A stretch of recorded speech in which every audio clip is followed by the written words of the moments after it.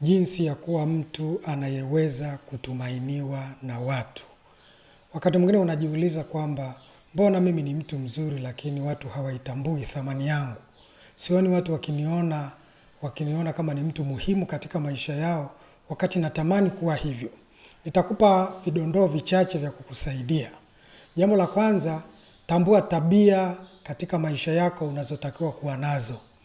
Jaribu kujichunguza katika maisha yako uweze kuona kwamba kuna tabia gani ambazo ni muhimu katika jamii na wewe huna. Tabia hizo ni kama vile kujali muda. Je, ni mtu ambaye unaweza kujali muda katika shughuli zako unapopatana na watu? Je, ni mtu unayetunza ahadi? Unapokuwa umeahidi mtu kitu au jambo fulani unalitimiza kama ulivyoahidi? Una matumizi mazuri unapobarikiwa, unapopata fedha, unapofanikiwa katika maisha? Unapunguza madeni kama sio kuyalipa yote, au hujali kabisa, unahangaika na maisha yako tu?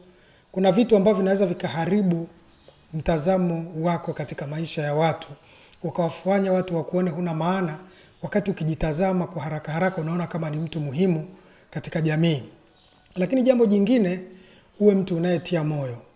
Jifunze kutia moyo. Unapomuona mtu anapitia katika changamoto, hebu jaribu kusema chochote cha kumtia moyo katika maisha yake.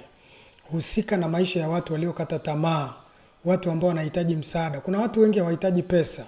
Shida walio nao ni kutiwa moyo, kwamba bado ni watu muhimu na bado Mungu anawapenda.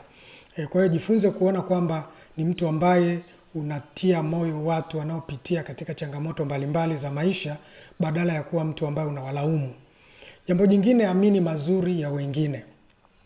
Wakati mwingine unaweza kuwa ni mtu ambaye wewe unaona makosa tu, unaona mapungufu tu ya watu, lakini huoni mazuri yao. Hebu jifunze kutafuta mazuri. Kuna mtu mmoja aliwahi kusema, hata saa iliyosimama inasema ukweli mara 2 kwa siku. Kama ilisimama saa 6 na dakika 5, maana yake ni kwamba saa 6 na dakika 5 mchana na saa 6 na dakika 5 usiku, ile saa inasema ukweli. Ingawaje uongo ndio mwingi, lakini kuna mambo nyakati 2 ambazo inasema ukweli. Kwa hiyo katika watu wale ambao unawaona kama hawana maana, kuna wakati wanafanya mambo mazuri pia. Kwa hiyo jifunze kuona mazuri ya watu. Jambo jingine, saidia wengine wafanikiwe. Unapomuona mtu katika maisha yake anapita katika changamoto na maisha ya aina mbalimbali, wasaidie watu. Penda kuona watu wakifanikiwa. Usiwe ni mtu ambao unataka watu watumike tu, wakusaidie tu wewe, lakini huwazi katika maisha yao kwamba nao baadaye watakuwa watu wa namna gani. Kwa hiyo saidia watu wengine wafanikiwe kadiri unavyoweza. Usiwe na ubinafsi wa kudhani utafanikiwa peke yako na utaishi maisha duniani mazuri ukifanikiwa peke yako. Bila msaada wa watu wengine wanaotuzunguka, kuna mambo mengi tutakwama. Na ndio maana utaona kwamba hata mtu mwenye uwezo wa kifedha, kuna wakati anaweza akakwama kabisa kwa sababu hana kiberiti siku hiyo. Akaenda kwa jirani ambaye ni mtu ambaye hana uwezo kabisa, akamsaidia kiberiti. Kwa hiyo jifunze kusaidia wengine wafanikiwe. Lakini jambo jingine, andaa watu kwa ajili ya baadaye. Hili lina muhimu sana, sio tu kwa watu wa duniani wengine, lakini hata familia zetu. Ni vizuri kuandaa watoto wetu kwa maisha ya baadaye. Wasiendelee kuishi kama tunavyoishi sisi leo, alafu wakawa na maisha ya kiwango tofauti na cha kwetu leo, maisha yakawa magumu kwao. Ni vizuri kuwafundisha kujitegemea tangu wakiwa wadogo. Wako watu ambao wanawafulia watoto, mama mwingine anawafulia watoto nguo hata wakiwa ni wadogo, kabini wakubwa, wameshafika sekondari, bado wanawafulia mpaka nguo za ndani.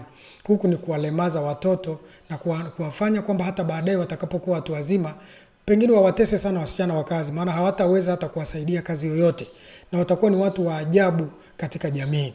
Kwa hiyo ni muhimu katika maisha yetu kuandaa watu kwa ajili ya baadaye. Lakini jambo jingine, kuwa mwadilifu, integrity.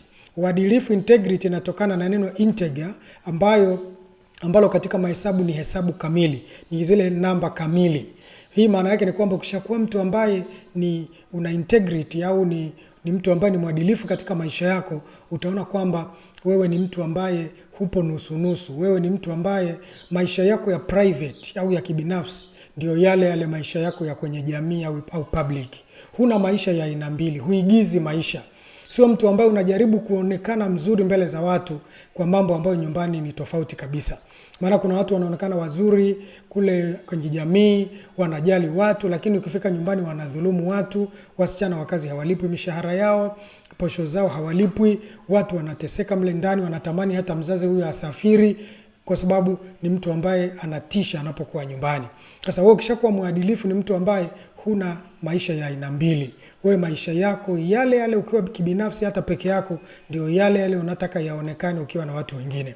Kwa Mungu akusaidie katika maisha yako uweze kutambua kwamba hizi ni baadhi tu ya tabia ambazo au hali mbalimbali katika maisha yako ambazo ukiwa nazo zitakusaidia uwe ni mtu ambaye unafaa kutumainiwa na watu. Naamini tutaweza kujifunza tena wakati mwingine masomo kama haya ya kutusaidia katika mahusiano yetu, katika jamii na familia.